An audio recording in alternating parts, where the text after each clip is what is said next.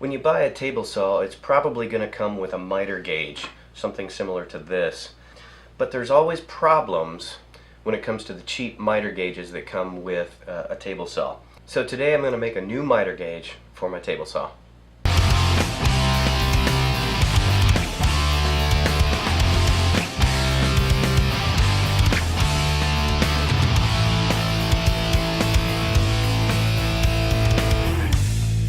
So when I set about making a miter gauge for my table saw, I scrounged around and found this piece of Baltic birch plywood, which is really nice and straight.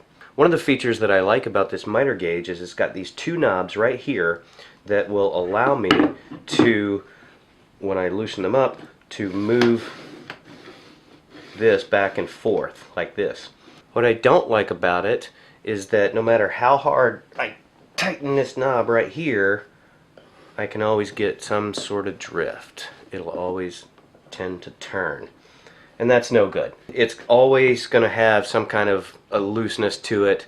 If you just need to make a quick cut at 90 degrees, then this is a pretty good alternative to breaking out the crosscut sled. I'm going to be using 1/2-inch plywood for the base of this. And this is cabinet grade plywood. It's not perfect, but it is way better than construction grade. And then I found this Protractor template online, and I just printed it out and cut it.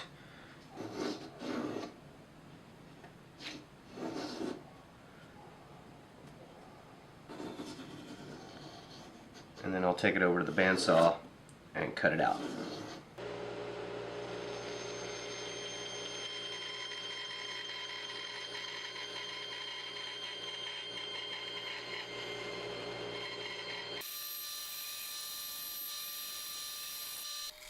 Here I'm just drilling some holes for the mounting plate.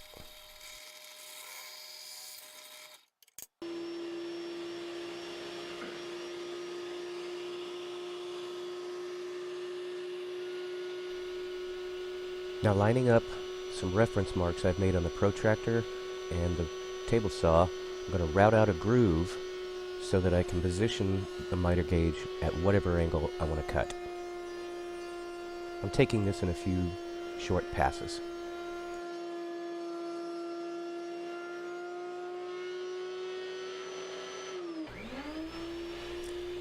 Now the final pass is the one where the router bit actually pops through the top of the piece. So I've got to be real careful to keep my fingers away from that spinning blade.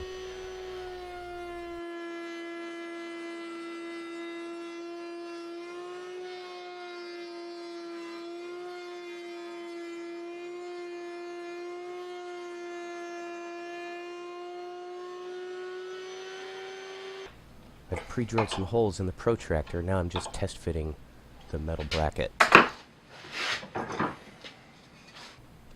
And also test fitting the sliding assembly.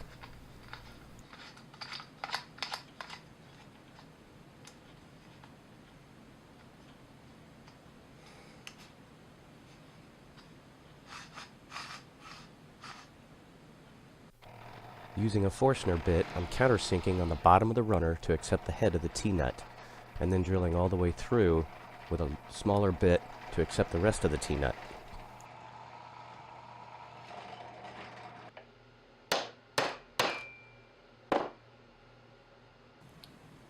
So I just reattached the fence to the protractor piece.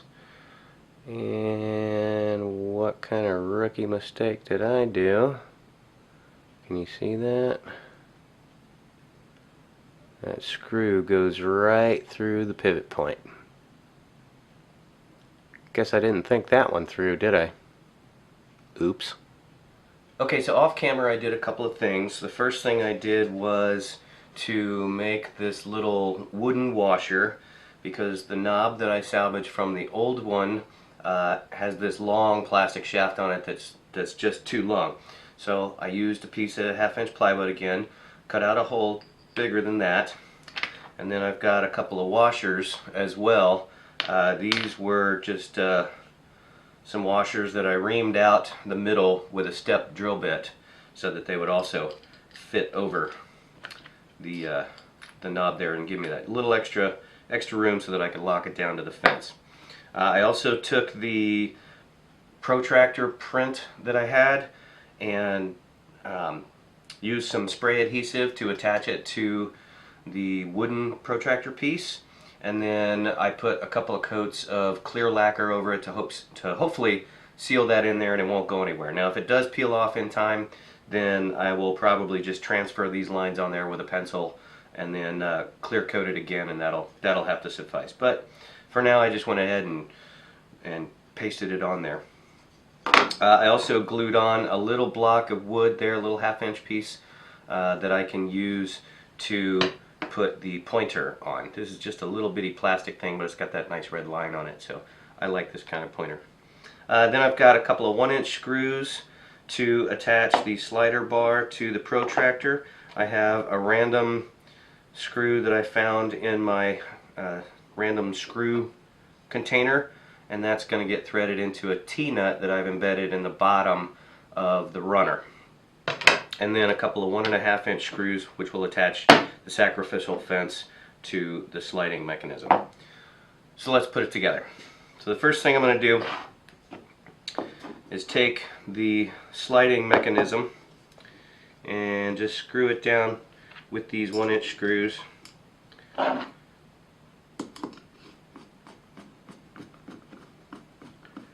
There's only 2 screws because, as I mentioned before, I screwed up, no pun intended, and put a center screw in there which interferes with the pivot hole. Not too smart, but hey, it happens. Alright, so I got that down. Now I can attach this to the, actually I think I'm going to attach this sacrificial fence first, and I'll just line that up there. I've already made marks, pre-drilled some holes for the 1.5-inch screws to go into.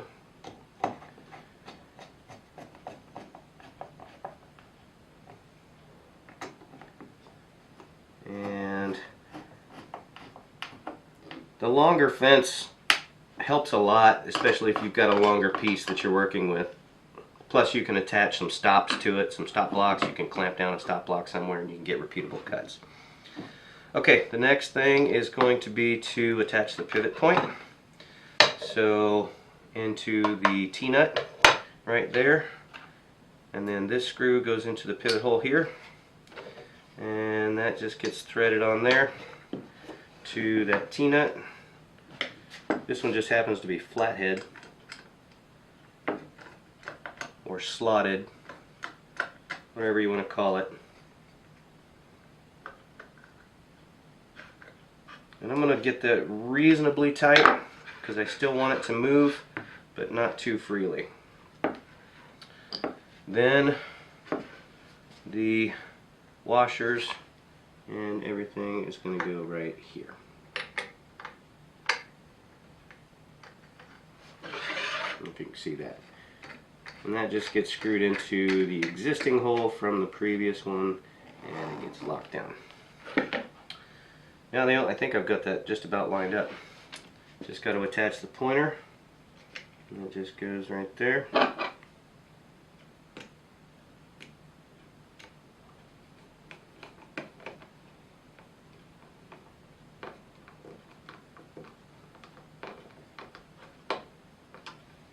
And it's pretty much ready to go. That's it. New miter gauge. And it doesn't really wobble that much. It's going to wobble a little bit, but I think pretty sure all of them do. So, but it's not nearly as bad as the other one. It's in there pretty good. So now all I got to do is raise the blade up, put my square up against this fence and the blade, line it up, and then I can adjust my pointer to exactly 90 degrees according to the scale on here. After that, it's ready to use. So that's pretty much it for this one. It's a nice little upgrade, I think. It works a heck of a lot better than this little cheesy thin metal thing. I can just loosen up that knob, tilt it to say 45 degrees, lock it down. Oh yeah, and the fence moves. Not a lot of travel in there, but for my saw I really don't need it. All I gotta do is go to about there or so. I don't have the blade up, so I can't do it perfectly, but I can put it to about there, lock it down, and it's good to go. And then move it back to 90, lock it down, loosen these, slide it back over, and lock it down. And it's ready to be used in a 90-degree fashion again. Alright, what do you think? It's like I said, it's a pretty simple upgrade, but I think one that's long overdue, at least for my shop anyway. So yeah, do me a favor, hit that like button down there if you liked what you saw, if you enjoyed it, and you know, tell all your friends, and please do me a favor and subscribe as well. So that's it for this one, and y'all have a great day. We'll see you next time.